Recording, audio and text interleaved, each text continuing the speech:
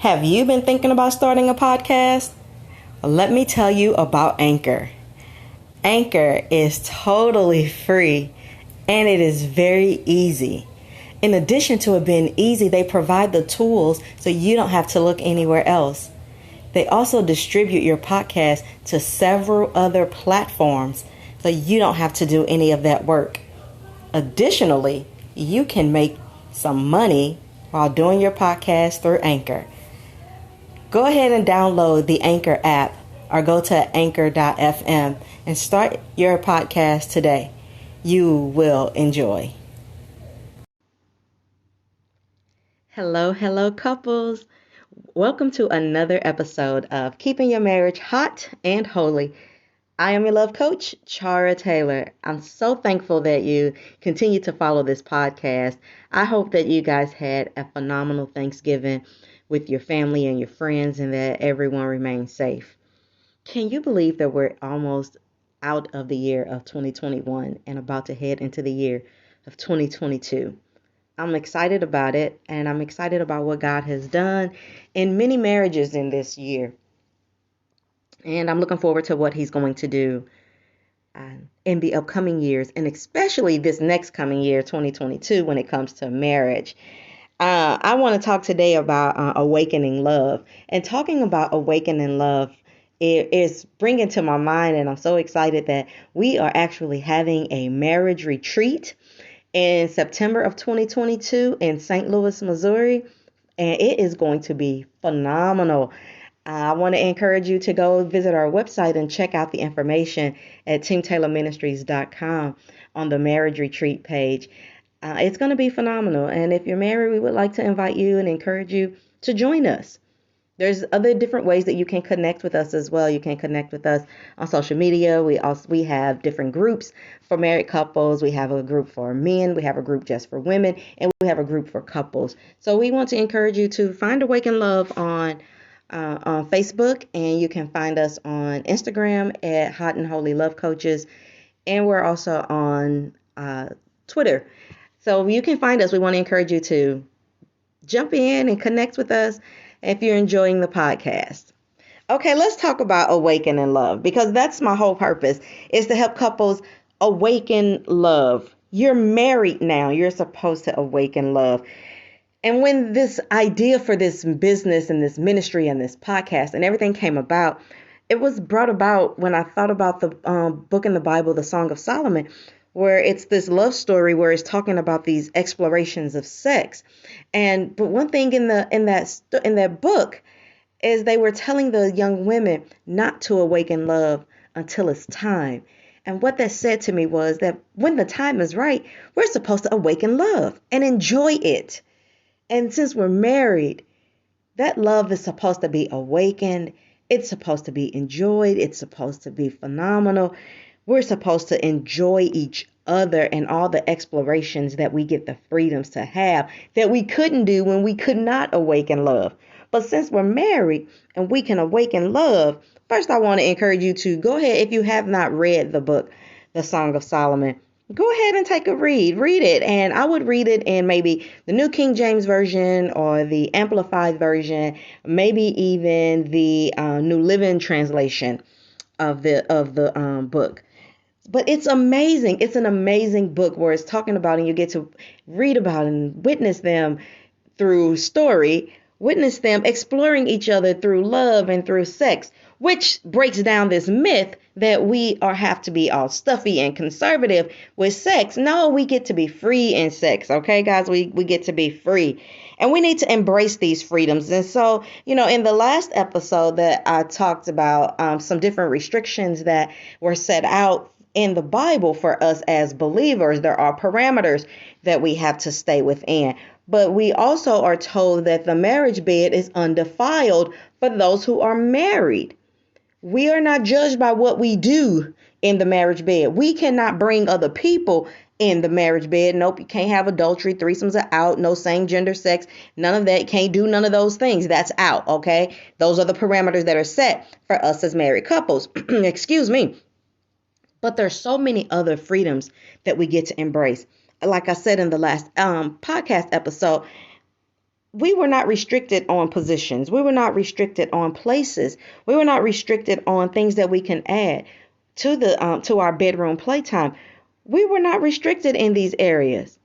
So why do we struggle so much with it? And it could be because we don't talk about it. It's not talked about as much as it should be, and it's not encouraged. Well, I want to encourage us. I want to encourage you in your marriage to embrace the freedoms, to learn different sex positions. When he said we could not have sex with the animals, he never said we could not have sex like the animals. And I personally believe, I have no proof of this, but I personally believe that Adam was watching those animals figure out how to mate, because those animals were being fruitful, they were multiplying, they were mating. And so Adam was probably watching, trying to figure those things out.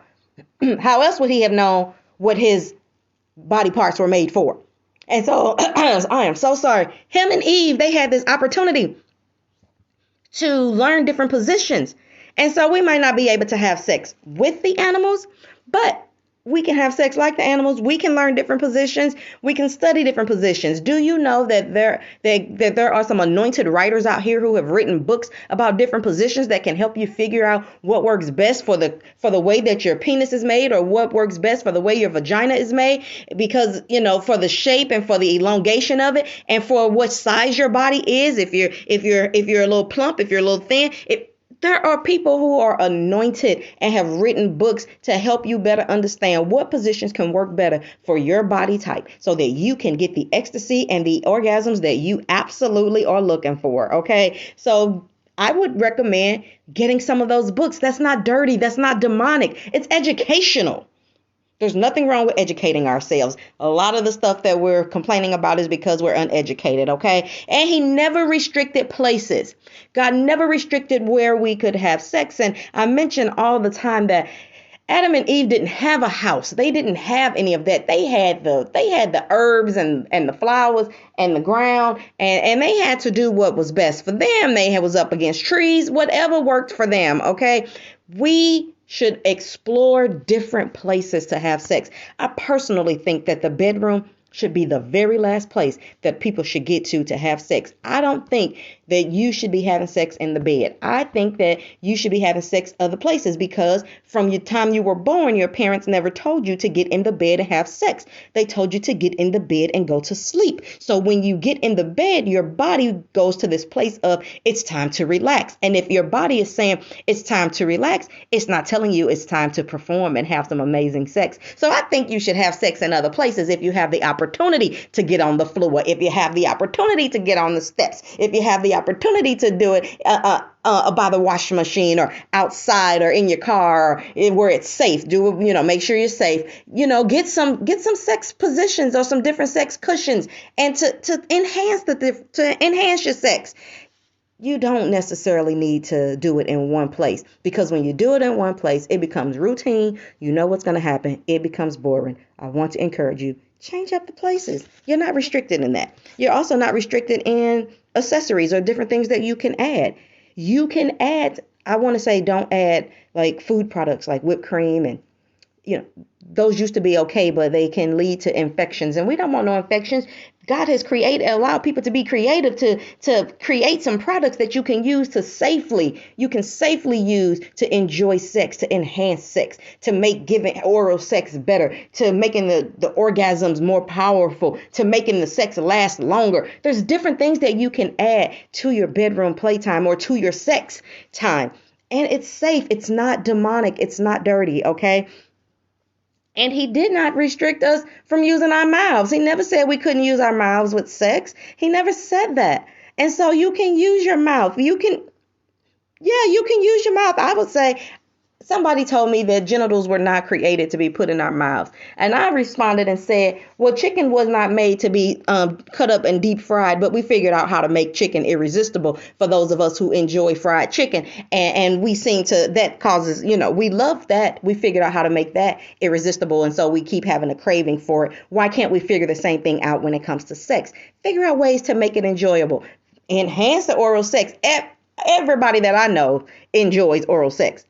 Figure out ways to make it good, okay? And to make it better for you, because he did not restrict it. And I want to suggest that you practice. Yep, this is going to sound weird, okay? But if you and your spouse agree on it, because whatever it is you two agree on, then it's okay. If you and your spouse agree on, you know what, I'm going to practice a little bit, because, not necessarily with the toy, but if that's what you guys agree on, that's between you and your spouse. But you can practice and look in the mirror and see how you look in doing certain positions and certain moves, because you can't see it when you're doing it.